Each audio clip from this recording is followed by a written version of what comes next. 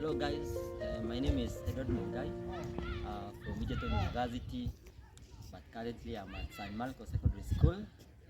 Basically I'm training as an agriculture teacher, and I'm also training as an extensionist. So I've been here currently at San Marcos Secondary School for the last 3 months, and I've come up with a particular project. So I want us to go through that project. At least it will create some enlightenment, as it did to my students and also to the community who participated actively throughout my project, from the initiation up to the actual realization. So remember to subscribe to my YouTube channel, like and share. So welcome. So basically this is my drip irrigation working model. It's basically a model to simulate drip irrigation on large scale. And in this project, in this model, it has various components. So we can start component number 1, which is the compartment. This is the compartment. It's basically a carton, which I cut the carton into desirable size and shape. So it's just a carton like any other. It's very locally available in the area where you are residing. So this carton is basically serving as an agricultural run, or in other words, as a compartment. So once you come up with a carton like this, you beautify it with a colored chart. So this colored chart is basically for beautification purposes. Then after that, we have a water tank. Of course, a water tank, the work of the water tank is to hold the water, which will be pumped, because inside this container here, it is serving as a source of water. And basically it's a well. It's an underground source of water. So inside this well, I have like a small pump here. This is called mini water pump. It's basically a 2.5 volt to 6.0 volt. So it has, I fixed here, this an outlet pipe. So this pump is sourcing its power from the batteries. So these batteries are the three of them. They are basically providing the source of power to this battery. Then I have the crocodile clips. These are the crocodile clips. We have this one and this one. So I usually use this crocodile clips as a switch. So having that, this pump is usually put inside, and you make sure that the water which is inside here, it is clean. Then from the water tank, I have an outlet pipe. This outlet pipe, I usually cut it as some points, and then I fixed a rubber tube. Now this is where I usually place my holding clip, which is serving as a valve to control the opening and closing of this pipe, to regulate the flow of water from the water tank to the distribution pump, which is distributing this particular water to these plants. Now, when you have this compartment, as I've said, water tank, and the well, and the batteries, and your power is okay, then there are some holes here which I extracted using a scalpel according to the desirable size.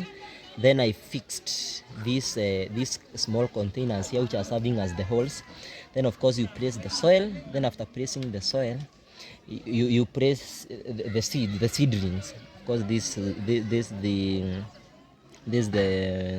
solanum family. The kales are from the solanum families. Then after now placing this distribution tube, which is serving as an outlet pipe, you bore some small holes at the where the root is a bit closer to the root zone of this particular seedling. You make very small hole using the sharp needle at every hole, at every container. You pierce the small holes where that will act as a drip emitters. Now, having looked at those various parts, now the functionality of this model is that this, you can see we have a one clip here. That's a clip. Then you have another clip. So this clip will act as a switch to provide source of power. So like for this case, if I put on a hole like that, So you can see there's some water coming outside. So of course now this mini water pump, it is pumping the water from the well up to the storage to the storage point, which is our water tank. Now this water tank, as you can see, it has been raised above the ground. Then the reason as why we are raising this water tank is to allow the water to flow through the gravity. Now you can see this stud, there is a very strong foundation.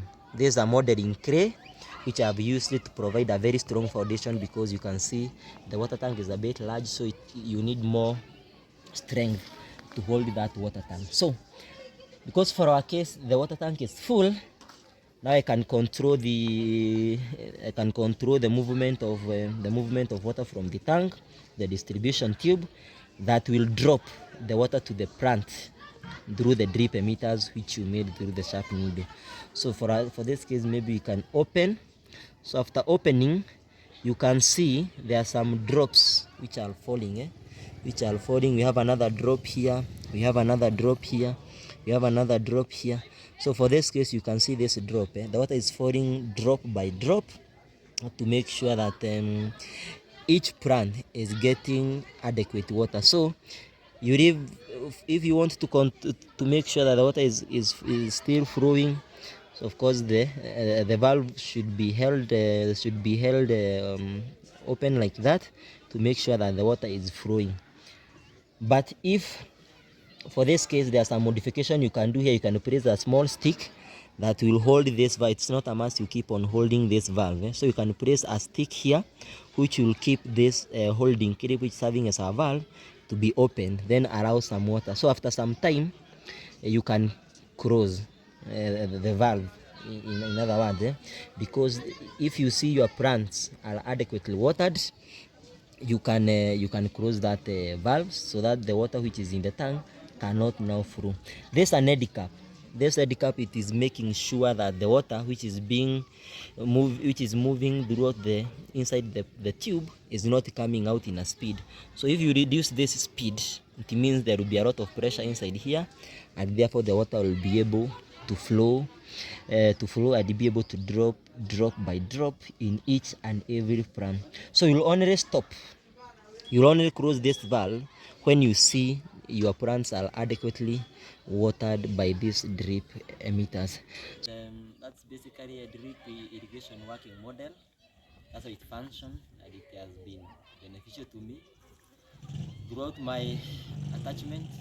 And I've also used it to create awareness to the community and to my fellow teachers. So it's a bit useful. It can be used in science fairs. It can also be used to make community outreach in terms of drip irrigation is concerned. So that is it. Thank you for your time. So watch, share, like, and comment if there is something we can improve on. Really hoping that you can tell me there on below this video, and I really appreciate. So thank you so much. My name is Aaron Mungai. I'm an agriculture teacher. At the same time, I'm also an extensionist. So I'm privileged to share with you this model. I hope it has been beneficial and very informative. So thank you.